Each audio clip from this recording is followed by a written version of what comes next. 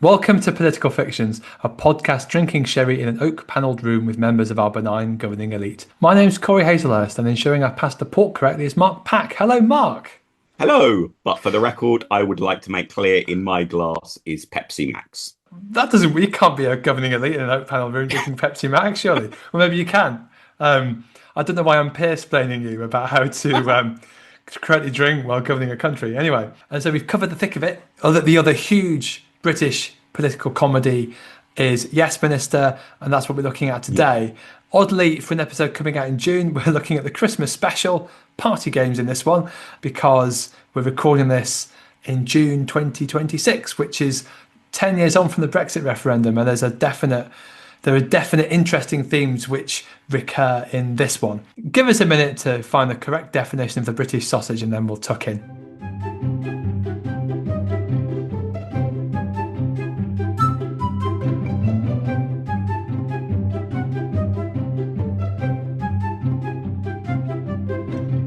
On the agenda, first one is events, dear boy. Had we seen this before? I mean, obviously.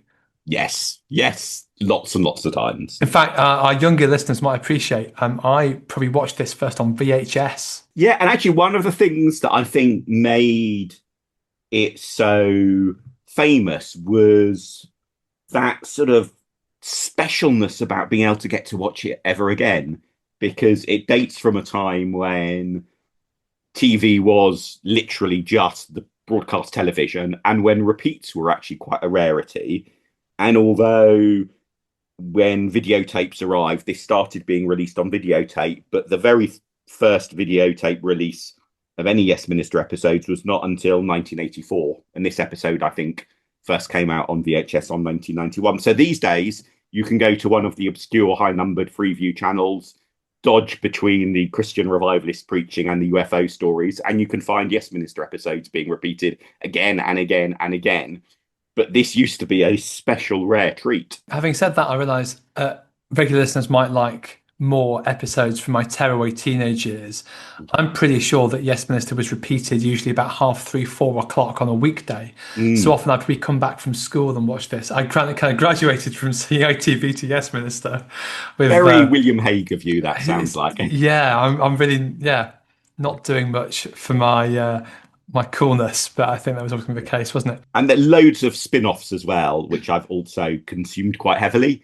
So there's the set of books, which I've got, which are very funny. The TV revival in 2013, I think, is best briefly passed over. I've seen 2 of the subsequent spin-off plays, which are fine, although I would say nothing special.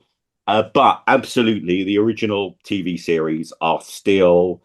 I mean, they have a major place in our sort of collective political culture now, hence the recent AI-powered, because everything's got to be AI-powered, of course, app for civil servants, which the government announced is called Humphrey, with a reference obviously to Humphrey from these TV series. You know, things like when people talk about opinion polling, you know, there is a very famous episode which we should definitely come back to do in a subsequent edition of this podcast, which is all about wording of opinion poll question. And so, yeah, it's a real bit of the basic cultural reference points, isn't it, for British politics? It is, and in many ways it lives on, not just because it's an iPlayer and easy to find, but it lives on in sort of 2-3 minute clips. But we talked a bit about Yes Minister when we referenced the thick of it, because the thick of it is obviously influenced, certainly the first season or series, Mark, I forget. First collection of episodes, I think, is the safest terminology for you to use. Certainly the show is inspired quite heavily by Yes Minister. But I feel like the thick of it survives essentially in memes, doesn't it? And in GIFs. Whereas Yes Minister essentially survives with 2 or 3 minute clips, either of Humphrey explaining things to Hacker or explaining things to Bernard. Yeah, it's interesting. There are at least I've come across, and therefore clearly this is the truth for everyone in the whole universe. I've come across very few animated GIFs based on Yes Minister or Yes Prime Minister, which is surprising in a way, because it is very GIFable or GIFable. Yeah. Your preferred pronunciation. But it tends to be, I mean, the classics about, you know, again, we'll probably come to them in later episodes, but the explanation of how Britain joined the EU, or the breakdown of who reads which newspaper, they often resurface. And there was one recently, let's bring our Peter Mandelson reference in early, so we don't have regular listeners don't have to wonder about when it's going to appear. But there's a clip in one of the Yes Prime Minister episodes where Humphrey has given an all clear to a cabinet secretary. It turns out been spying for the Russians for 30 years, and essentially Humphrey says, well, obviously I just cleared him because he was one of us. And that was shared in reference to the interviews that Peter Mandelson was having before being made ambassador, whenever it was. In a sense, it's got that Given it's timeless Peter quality. Mandelson and the number of comebacks he's made, do we need to clarify the first time he was made an ambassador? As I've said, my notes here clearly state that Peter Mandelson resigned and vanished almost without trace. I remember loving Yes Minister when I came out because, as Mark's established, I'm William Hague but less successful. But I feel you're a better chess player than William Hague, aren't you? That's true. But William Hague probably would have made a better foreign secretary. So you're a chess player, he's a foreign secretary. Yeah, so it worked out perfectly. Swings and roundabouts, absolutely. But so I watched the play when it came out, but I really disliked it. I think the thing with Yes Minister is that the TV series, again, it has that veracity, like true to life, and in many ways is a bit mundane in the things it's talking about. Whereas the play, essentially, I think the setup was that some ambassador wanted a kind of underage girl procured for him. And this was the kind of setup. And then the payoff in the end is that climate change is a big conspiracy. And it kind of felt like, obviously, I guess this was famously Margaret Thatcher's favourite sitcom. Which is a shame, really, for the show, because Margaret Thatcher also famously had no sense of humour whatsoever. Again, in this episode, what we talk about, you can see where some of the kind of proto-Thatcherite politics is sort of seeping through. It never appeared to be particularly right-wing, because in a way there was that, when it came out, you had sort of two schools of political thought in many ways. Obviously, and in addition, the Liberals, I have to say, before Lib Dems start sending me hate mail, but you had the right-wing view about a sort of failing British state, and you could blame the civil servants. But you also had a left-wing view of the establishment stopping proper left-wing policies being implemented. So whichever of those political views you came from, or if you came from the Liberal perspective about suspicion about big government, all of those pointed towards it being very believable and plausible to have a drama based on the idea the civil servants are really the ones in control. And I think it's aged very well, because the plausibility of that concept has waxed and waned a bit over the years. But I mean, at the moment, a lot of the current Labour government under, Keir Starmer's outlook is that, there's this problem about all of this big state paraphernalia that is full of people who stop things happening, slow stuff down. And so you could imagine a lot of the scripts being current critiques of politics as well. In the Thick of It episode, we mentioned the fact that Armando Iannucci, the gestation for the Thick of It was that he did a documentary on Yes Prime Minister in part of Britain's Best Sitcom competition, which obviously, as the William Hague of Saddleworth, I watched. And I remember at the time they interviewed one of the writers, and I can't remember which one it was, essentially said, you look at the headlines 20, 30, 40 years ago, Middle East, trouble in the economy, it's the same sort of topics. And I wonder if also part of the reason it hasn't aged as much, in a way, because a lot of it's inspirational, often with diary, although it's written in the 80s. A lot of its inspiration were diaries written in the 60s, ministers in the 60s and 70s. So people like Dick Crossman, people like Barbara Castle. In a way, it feels a bit dated. Like, it doesn't feel like the 80s, but that's almost because it's a bit like Dad's Army. Like, the comedy in Dad's Army hasn't dated as much as a lot of 70s sitcoms because it's set in the past. And I think somehow Yes Minister pulled it off of feeling really relevant, but also slightly dated. A really, really impressive achievement to have done that. I can't really think of any other show that has. So we better talk about this episode. Yes, we had. So, which is the seasonal Christmas special. Which is why we're doing it in June. Obviously, listeners who like to respect the calendar properly, save this one in your podcast feed, come back to it in December. This one, we're not really being very careful to avoid spoilers, partly because if you found this episode and haven't switched off yet, you probably have already watched the episode and know what happens. The other clue, the other big spoiler, is that this episode of Yes Minister we're going to talk about is the bridge between Yes Minister and Yes Prime Minister. Doesn't take a lot to There's a clue there as to what might be the outcome of this. What could possibly have happened. So essentially, this This is how Jim Hacker becomes prime minister. So he's using essentially he uses a story about the EU trying to ban the British sausage to gain popularity with the Republic and win a leadership contest. So because this is June 2026, we're 10 years on from Brexit. Do you remember Brexit, Mark? That Well, I was apparently also thinking of the Great British Marmalade controversy of earlier in 2026. Delete sausage, insert marmalade. It has, yeah, the show has yeah. aged unbelievably well. Yeah, and so I suppose the Brexit stuff, the leadership parallels, everything is there. Next item on the agenda: All the President's Men. So cast and crew. I mean, written by Anthony J and Jonathan Lynn, Mhm. and it's Jonathan Lynn who's written the most recent play, which well, it's probably fit by the time this episode comes out, will have finished. But there was a "I'm Sorry, Prime Minister" with Griff Yeah. Rhys-Jones, Yes, which that's released, the other one that I was referring to that I've seen, which is which okay. But Nigel Hawthorne, Sir Humphrey Appleby, who the app's named after, Paul Eddington is great as Jim Hacker, and Derek Foles is great as Bernard. If you've watched Inspector Montalbano, there's a character called Fazio who Montalbano always kind of decries for his records complex, because essentially if he gives information about a suspect in Inspector Montalbano, he wants to give him a complete biography and family history of the suspect. And this is where essentially I really want to just talk about British television now for about half an hour. But again, very much the type. I noticed the TV cameos. Peter Jeffrey, who is Mr. Wainwright in a really good episode of Porridge, is Eric, one of the leadership contenders. There's also Andre Moran, really great cameo as a European commissioner. He's also in the Pink Panther films, and the Fawlty Towers episode is Andre the chef in one of the best Fawlty Towers episodes. And completely forgotten that James Grout is in this, but James Grout, who is Strange in Inspector Morse, and also in the Beiderbecke Affair. The Beiderbecke Affair, the greatest TV series of all time, which also features a local election, so we're going to have to cover. we're going to have to do one of those episodes, aren't we? Oh, I love it. I love it so much. And he's in that as the chief whip in a very kind of James Grout, bluff Yorkshireman kind of way. Should also mention John Nettleton's Arnold Robinson, who's the cabinet secretary at the start of this, and Diana Hodnett is Annie Hacker, who also recurring in other ways.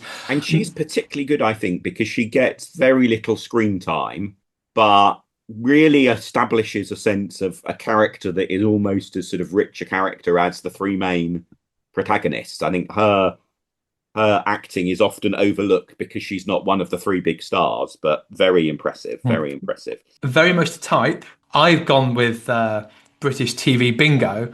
Mark found the Liberal in it. Exactly. Ludovic Kennedy appears as himself. So he was, at the time, a very prominent, high-profile BBC figure, had fronted Panorama, well known for his work campaigning against miscarriages of justice. But he had also had a brief foray as a Liberal Party politician, narrowly lost a by-election in Rochdale in 1958, was one of the pioneering campaigners for euthanasia in the UK. And so, him appearing in a Christmas special playing himself feels very much like a sort of BBC Christmas special tradition that you quite often had newsreaders and other TV presenters pop up in things like Morecambe and Wise and things like Yes Minister as themselves. And it's almost like a little bonus. And also, I think particularly in a pre-social media era where you didn't really come across such figures outside their formal work persona, having them appear in a piece of fiction like this, I think was a special little, well, I was going to say Easter egg, but you don't have Easter eggs at Christmas. Although that would, given my views on Christmas cake, if we could change it so that we had Easter eggs at Christmas, I'm beginning to like that idea. But coming back on track to what we should be talking about under the agenda, Mr. Chairman, I think that will have been a fun moment for a lot of viewers when this first went out, of seeing Ludo there. Also similar to Jeremy Paxman appearing in The Thick of It.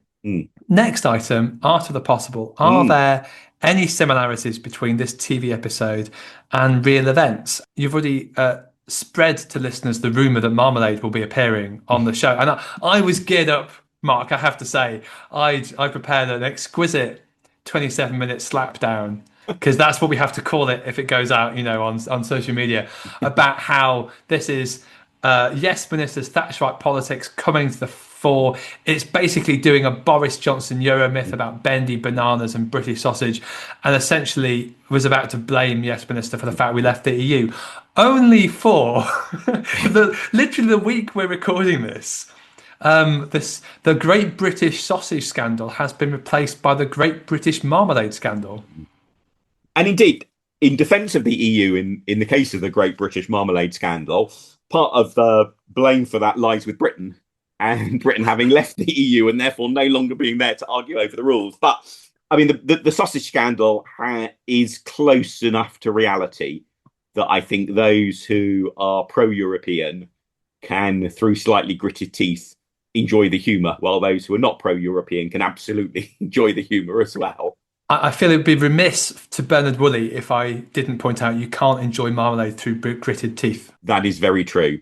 And any of you who is listening who has got an encyclopedic recollection of the exact words of the script for this episode will realise what just a very, very clever play on words you just pulled off. There's loads of references that Jim Hacker makes to Brits being forced to eat chorizo or bratwurst or various foreign. Yes, that's the bit that has very much aged, isn't it? We do have a diet now that does involve the occasional food stuff that has come from the other side of the channel. But there are also, plenty of other similarities with real events. I particularly, I obviously have to officially express a disclaimer that there's one bit which is not in any way related to any real event whatsoever, which is the bit where Hacker says of somebody else, he'll have to resign.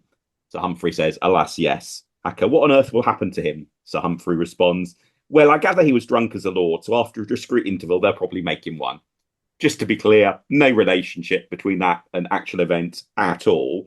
But the drink driving problem that puts one of the contenders in the leadership race out of the contest made me think very much of George Brown, former Labour deputy leader, had huge alcohol problems. Other potential leaders at various points have had personal scandals that have done them down. So it feels like the whole ethos of the leadership contest that this episode gets into is a very plausible one, with sort of not quite drawing directly on real events, but close enough to that it's all very plausible. One of the leadership candidates has a bit of a financial mismanagement. Is there a bit of a Reginald Maudling thing going on there, do you think? Quite possibly, yeah, quite possibly. At a more basic level, the whole sort of trading job promises in a leadership contest for votes, again, that's something that's a very common part of leadership contests. And, I think we can risk getting into revealing that maybe Hacker does quite well in this leadership contest, given the subsequent Yes Prime Minister series. So that idea of looking for a compromise candidate who people are picking not because they're brilliant, but because they're not one of the awful other candidates in the field. Again, that feels a bit John Major, maybe Jim Callaghan as well.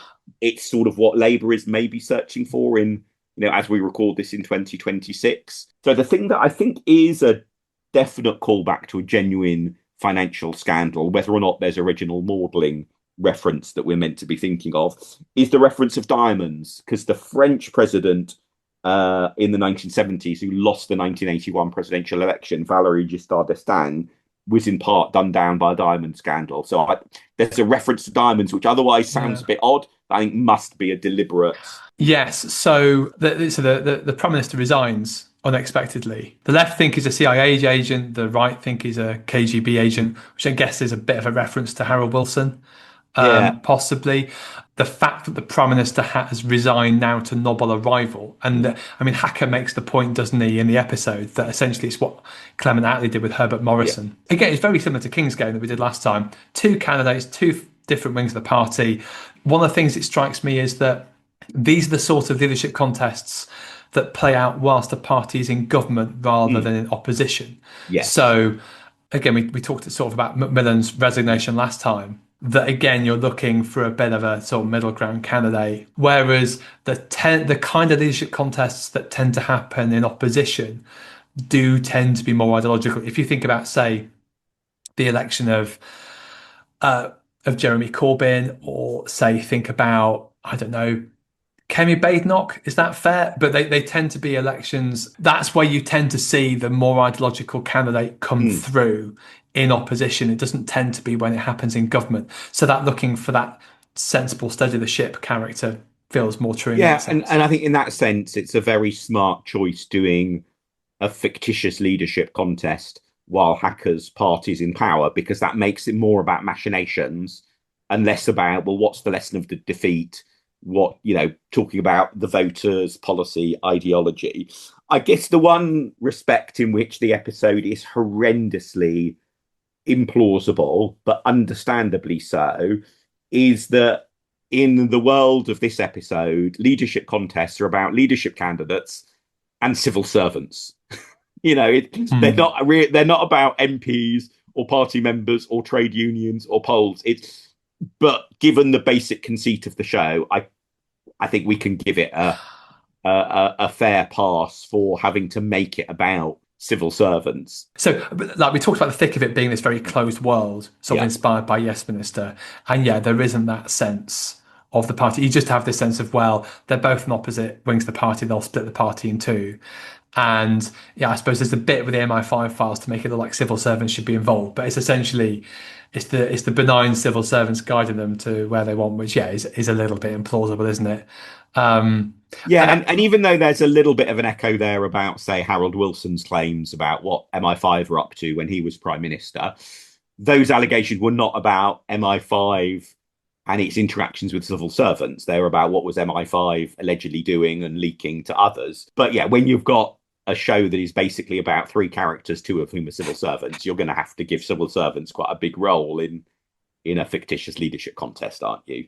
I'll forgive them for that. Yes, I think so. So the final thing actually I thought was interesting. There's a really great conversation between James Hacker and Bernard Woolley, Mm. his secretary, talking about the different cabinet roles that Hacker's been Mm. offered. Hacker says of the possibility of being foreign secretary that Britain's basically an American missile base. That's all. It's kind of interesting to see that playing out in the 80s because so we're recording this after a ceasefire's been declared in the US-Iran war, and I feel like a lot of talk in places like The Spectator has been about how Britain's role has been peripheral, as though somehow, Keir Starmer should be somehow leading the diplomatic charge somehow. And I think it's interesting that even, this part of the Cold War where Margaret Thatcher's, projecting, all the stuff that's in the Iron Lady about the role on the world stage, is that this primetime comedy still sees Britain's role in such minor terms. Mm.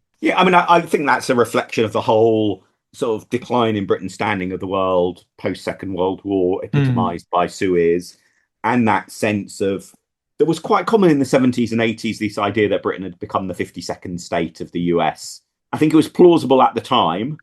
There was probably been a period since then when that, being just an American missile base will have sounded a little bit anachronistic. But once again, that question about what can military bases in the UK be used for, etc., feels very relevant. Next item on the agenda, the Phil Willis Award. And unlike in King's Game, there's no small charge for you to try and derail this episode by giving it to. And actually, we agree I think, yeah, that it's first time we are agreed on who the most evil character is. well more Machiavellian than evil, I Yes, suppose, that's isn't it? true. It's very much it's Genially definitely Machiavellian.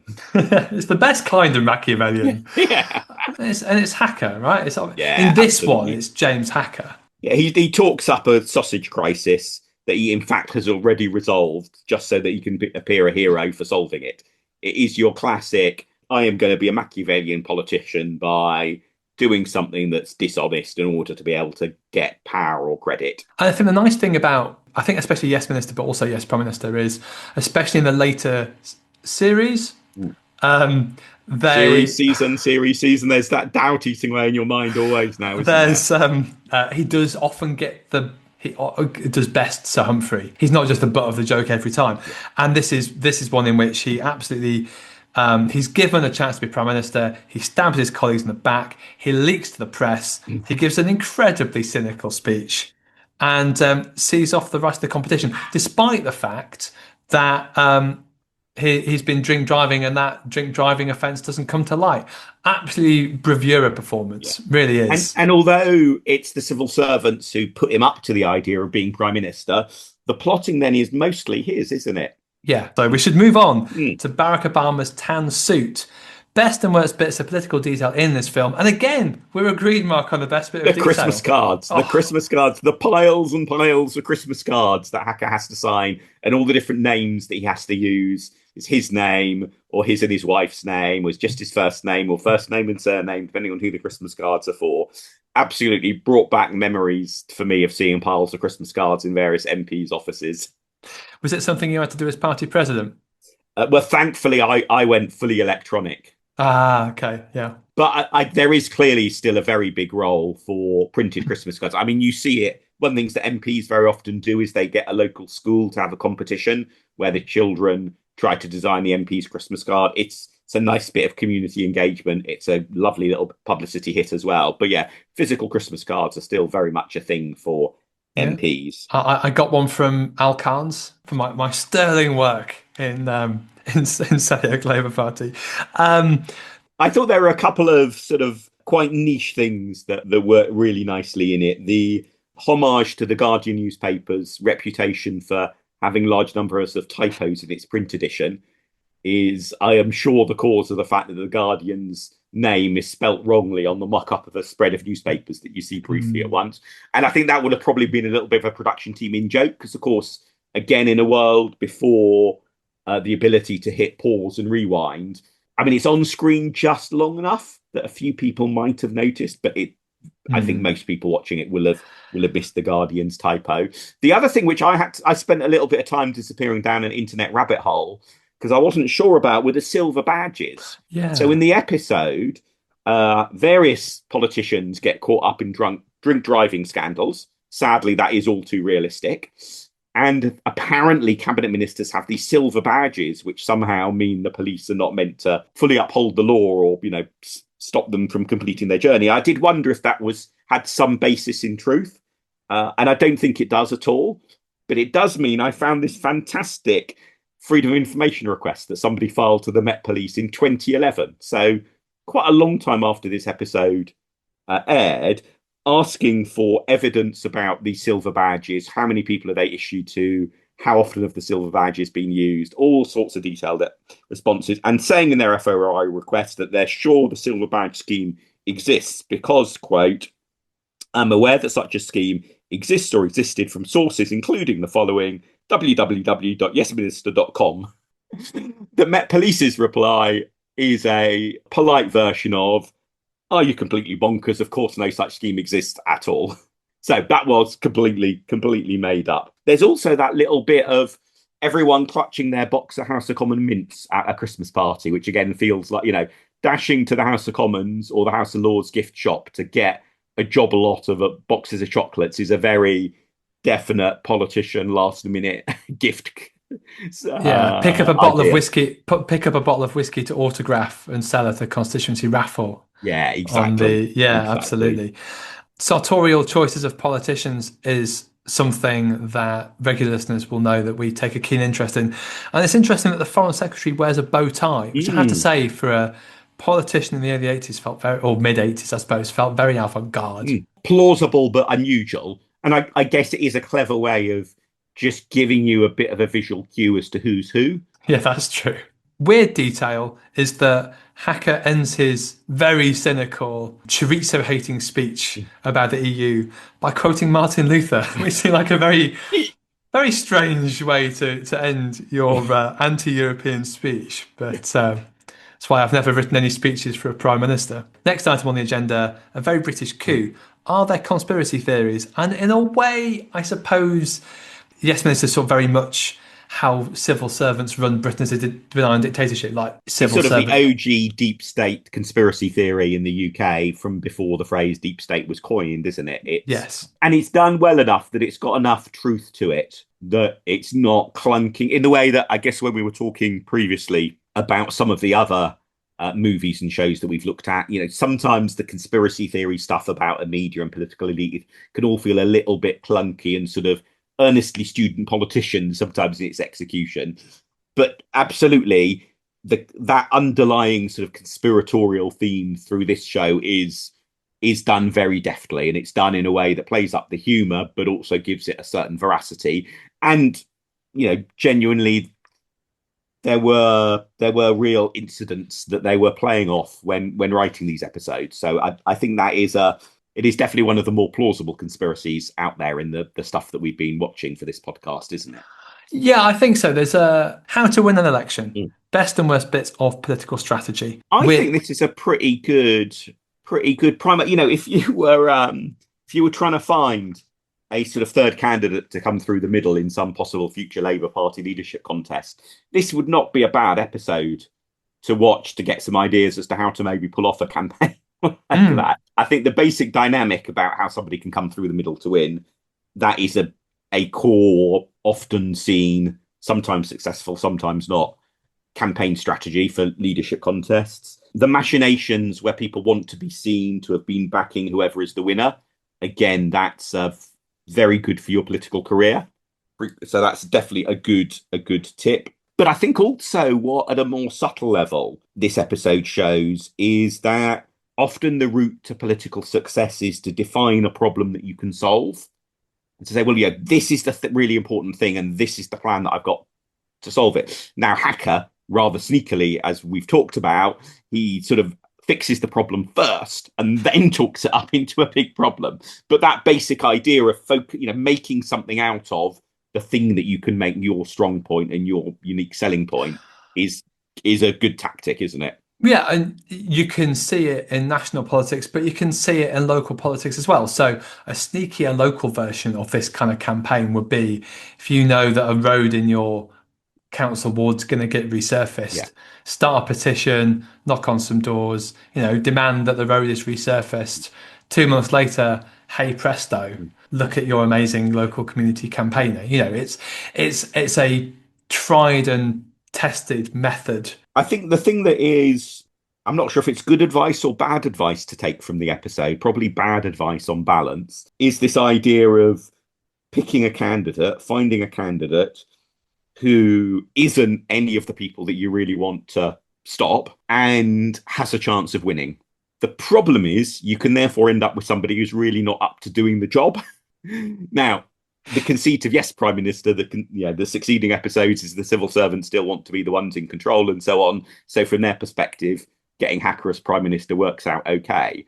But I think we can definitely think of real life situations where not worrying about whether or not somebody's actually up to the job does turn out to be a bit of a problem afterwards if they win.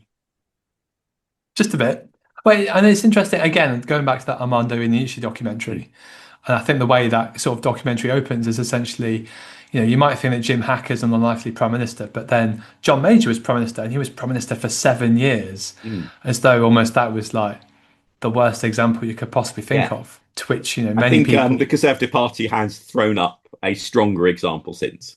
Oh, yes. If any Labour cabinet ministers, some of the nation's media, to a speech about, say, fire and safety policy in government buildings, and they end up talking about marmalade, will know that There's something up. there is, yeah.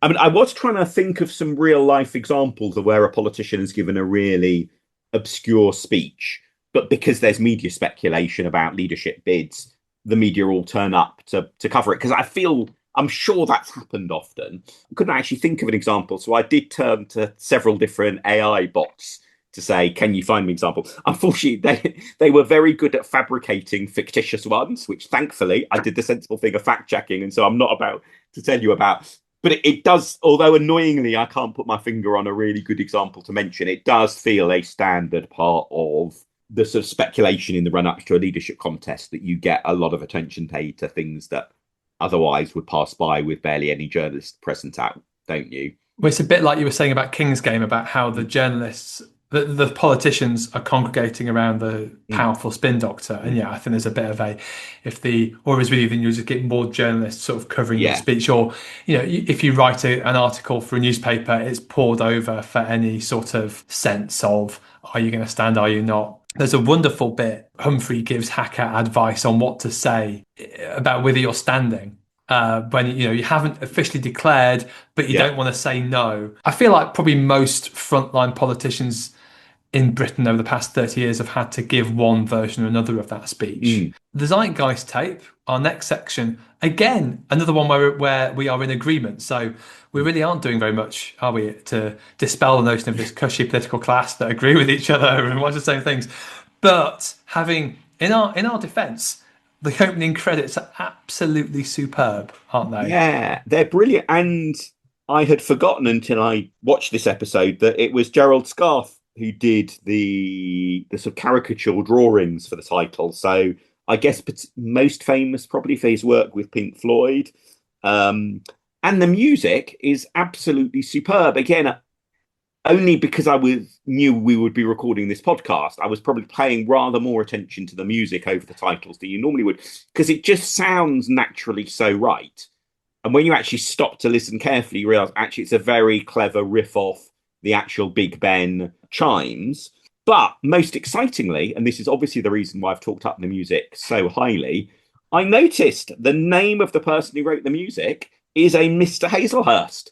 So, what is the family connection here? And is that why you picked this episode? It's not why I picked this episode, but yeah, so Ronnie Hazelhurst, who did basically or it feels like any sitcom show in the 70s. Oh my goodness, yeah, it's such a, just in case it turns out they're a close relative of yours, let me praise him to the skies. But Are You Being Served, Last of the Summer Wine, some others do have them. The Generation Game. I mean, he's basically British TV comedies version of John Williams. Anything that you mention from that genre, any of the big things that have stuck in people's minds, it seems like it's got his music on it. My uncle did a lot of work into our family history, and I think Too Long Don't Read is essentially, I think he's a relation but a very, very distant one, and I've never met him.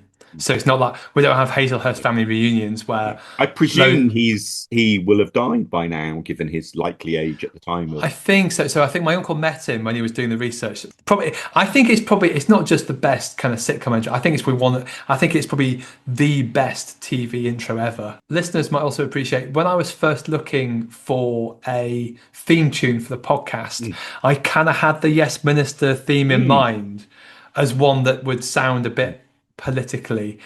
And listeners will probably also know that's really not the vibe that we've gone for. We ended up with. I mean, there's so much one can praise about it. You know, the script is just full of beautiful, beautiful lines. But the thing that really struck me watching this episode is the real skill of the three main actors.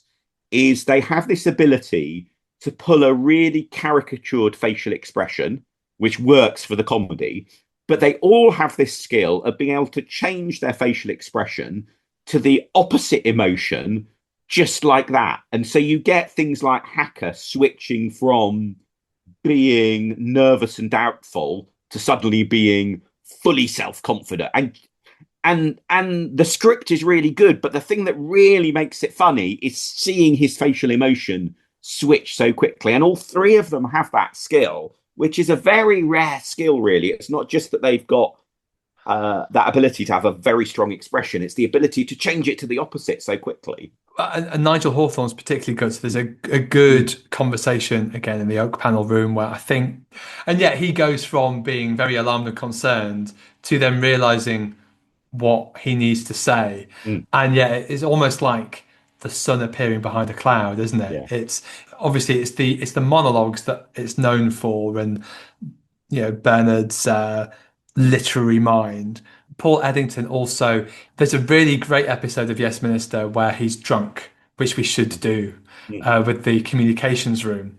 But his drink driving in this one and his drunken speech is a masterclass of comic acting as well, ending with him sort of sliding down the car while the camera follows him. Although there was one slight continuity blunder that I then noticed when they're in the car subsequent to that, without him driving, did you notice that the misted up car rear window suddenly mostly demists? Oh no, I didn't notice they that. must have filmed it, either it was a very long filming session and they spliced together things that had some time between them, or they had to film on different nights. But yeah, suddenly, hang on a minute, that window is massively changed. But to sort of give a positive example, because overall it is really well produced, I think the whole concept of the episode is very clever, because they had done the episodes are the series, seasons, sequence of episodes of Yes Minister. And then they use this episode to basically reboot the show to turn it into Yes Prime Minister, and therefore give the overall set of characters and the overall setting a whole extra lease of life. I think they did that rebooting, it's fair to say, much more successfully with this than they did with their rebootings, turn the TV series, episodes, seasons into plays to put on in theatre subsequently. But here it works really well. It's a really clever way of keeping sufficiently closely to your original setup, yet also changing it enough to give some freshness, and not having to therefore hugely controversially drop two of the main characters or have somebody killed off or anything like that. It's it's really effective, really clever. And I imagine, I don't know, but I imagine, yeah, they were probably given so many different examples that they could use while the first 2 or 3 series were out. And if we make you number 10, we can do a whole We've new got set all of this other examples. material to play with. Yeah. Again, just to talk about the acting again, unlike The Thick of It, unlike many of the BBC sitcoms in this period that's filmed in front of a live audience. So again, which I think is why you can tell these are obviously really good stage actors as well. And in that sense, it's very much like my favourite of those kind of shows is Dad's Army, where you can tell that these are just really good stage actors doing their theatre thing on telly. And the fact that the audience is laughing, I suppose, is useful for the BBC, because you can't have the government complaining about this terrible sitcom and saying no one likes it funny when you've got this, people are guffawing in the background. You mentioned Ludovic Kennedy. I love his smile when James Hacker calls him Ludo as well. Yes. It's one of my favourite bits. But I don't think you see her, but you hear Moira Stewart, who was also a newsreader. That's right. So I think you hear her announce the news about the PM's resignation, but you don't see her. And again, that dates back to a time when there were sufficiently few newsreaders that hearing her voice will immediately meant you know what that is that you're hearing. Yeah, absolutely. And I mean, just to finish off, because it's the final thing, is the slapstick with the phones, and there are 2 phones on the desk. Yes, which one is going to ring? And the way it's done, of just Hacker scrambling for one phone only for Humphrey to calmly pick up the other. It's just a wonderful bit of comedic acting. Sort of in that spirit, when Hacker basically strikes the Nelson pose at the end. Again, it's this slightly exaggerated, which may come back to their stage acting experience, this slightly exaggerated theatrical, one might even say, sort of style that just works really well and is deployed at just the right moment. So him striking that pose at that moment is when you might expect somebody to sort of be puffing themselves up and thinking grander thoughts and all of that. So yeah, if you had to sort of critique it, to say, if you were to remake this, how would you improve it? Really hard to spot much to change, other than obviously having to go with this basic conceit that, pretending civil servants are heavily involved in leadership elections. But I suppose one of the things that Yes Prime Minister does is it brings in characters like Dorothy Wainwright, doesn't it? Like the special advisor who, again, there is one in Yes Minister, but I suppose he's meant to be Marcia Falkender. However, just to use that as a segue to our final item, state of play, would we recommend it? How would we rate it? I mean, I feel we've already talked about other episodes of Yes Minister that we can do, and we'll definitely talk about. I mean, having not really seen this for a while, for some of the rather po-faced reasons I talked about at the start, I really enjoyed watching this. I basically chuckled all the way through. I'm surprised that I didn't enjoy it more, particularly given all the things I've just been saying as we've been chatting about it. And I think, it's still very fresh in many ways, but also familiar. It feels like it's about contemporary politics as well as being, something from the past. But when I was thinking about the other things that we've watched, and how much would I like to watch another episode of something or another thing featuring one of the actors from, I'm not that desperate to rush to have another Yes Minister or Yes Prime Minister episode in our sort of lineup. So I gave it a slightly modest 440 out of 650. Still obviously very good, but a bit lower than some of the other things that we've covered already on this podcast. What's your view in the end? I was more generous. I've given it 490. But I feel like maybe what Yes Minister has done is essentially it won the expectations game with me, Yeah. and it lost the expectations type game with you. So I wonder if I think I was quite nervous, and again I hadn't really watched it much apart from maybe the odd episode on iPad or some odd clips, that are shared around on social media, and I was prepared to be a bit more skeptical. Whereas I think you were probably going in just to. Yeah, perhaps. You also gave The Thick of It a higher score than I did when we Hmm. watched that earlier in this podcast's existence. But generally, I tend to end up giving higher scores. So I don't know. I wonder if there's a pattern there that we will discover about our relative tastes or generosity with It's scoring. it's basically my love of classic telly. If we, as we'll discover as and when we do the When you bite. forced me to watch The Beiderbecke Affair, Have you ever watched it? I don't think I ever have actually. You've It's got a good sell to it lure me is in with the idea there's an episode about a local election, though. I will grant you that. everything about it is brilliant. Let's definitely see if that is available See to if watch that. and add it to Yes, the I'll have to future have a plans. see. And if we add it, obviously we'll probably let you know about it in our newsletter, won't we, Mark? Absolutely. We have an email newsletter, so please do sign up to it using the link in the show notes. It means you'll get a new email every time we have an episode out, and you may even get the occasional bit of bonus or extra content as well. Plus, of course, for convenient delivery of the podcast into your favorite podcast apps feed, do remember to subscribe to the podcast itself. And what are we talking about in 2 weeks' time? We are talking about Brexit, the Uncivil War, which is a reversion to something I've not seen before because I just couldn't bring myself to watch it at the time. I thought, I don't want to go over all this again. I was the same. So actually, this will be the first one that neither of us have seen. Oh, wow. How exciting. So Make sure yeah, you tune in next time for uncharted territory for this podcast. speak to you later.